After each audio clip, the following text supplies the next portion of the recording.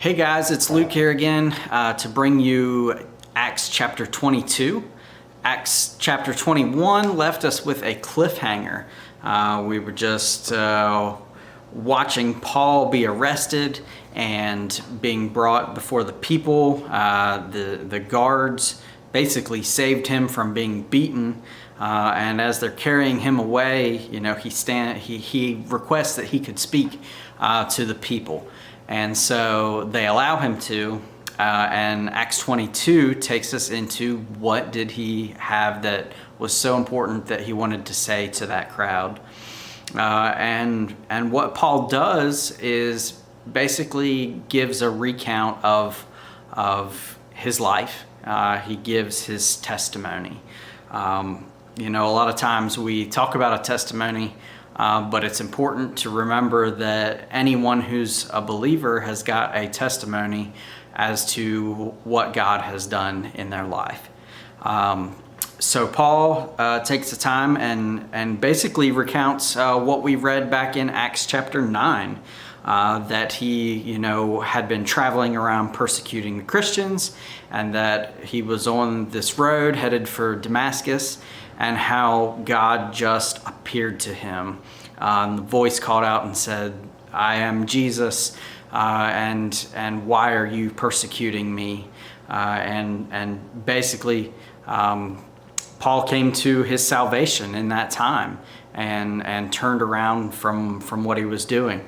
Paul includes in his testimony the story of Stephen and how he was so far away from Christ that he stood there and participated in the stoning of Stephen, who was the first martyr for Christ. The first person killed, he was, like I said, stoned. That's back in Acts chapter 7. If you've jumped around at all, maybe take some time to look back at Acts 7 or Acts chapter 9 and reread some of that, because Paul kind of recounts this in his testimony as to what happened that got him to the point where he was. Part of Paul's testimony is that he was raised as a Jew. He was born into it, and he knew all the Old Testament law. That's the biggest accusation that they were bringing against him, was that he was basically removed and didn't understand. And he says, "Look, guys, I was born into this. I understand all of these laws and everything, but Jesus showed up and changed my life and told me to go and preach and be a different person." So I think the challenge that comes from Acts 22 is what is your testimony?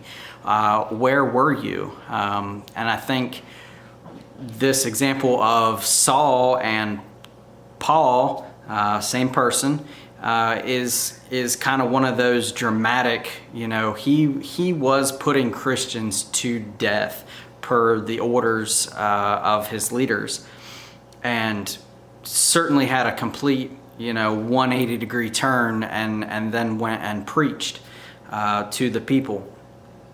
And I think a lot of times some of us that are have been Christians for a long time, we kind of forget what our testimony was and what was life before Christ.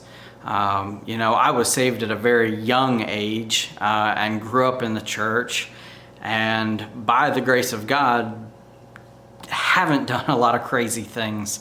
I feel that I've been spared from a lot of terrible things that I could have gotten involved in my lifetime, and I'm thankful for that. And so that's my testimony, which is different than really a lot of other people's, but I like to share my testimony because I know there are other people like me that were raised in that way and have been in the church, and when you think about who has struggles with their faith, a lot of times you think about those people that have had that dramatic change, but there's certainly more people like me as well that have grown up in it and been a part of it, and sometimes it leads to doubts and to wonders, and how can I understand my faith and my salvation if I've not come out of this grand story like that of Paul. So take a look, take some time and reflect on your testimony and reflect on how Christ has changed your life. And it can be that instance, but it can also be your testimony of how you live your life now. What do you do to stay focused and keep your eyes on Christ? Near the end of the chapter, there's just kind of a quick thing where they were ready to again flog Paul and find out why the people wanted to kill him. The leaders wanted to know, what is it about Paul that is really going on that he deserves this? And once again, Paul's ready to be flogged, and he says, but wait, I'm a citizen of Rome. Now, if you've heard the story from the beginning of Saul, it was Saul of Tarsus. And Tarsus is like they refer to it as a free city in the Roman Empire. I kind of attribute that to like a territory that's certainly part of that nation. So once again, that kind of stops Paul from being flogged and everything there on the spot, because now he's got to go on trial. As a citizen of Rome, he was entitled to a fair trial and all of that before any type of judgment was passed down on him. So Paul's essentially buying some time. He's going to be able to talk to more people and continue to preach the gospel, which I believe was his goal. Guys, thank you for listening today with Acts chapter 22. We'll see how this journey for Paul continues tomorrow with Acts chapter 23. Have a great day.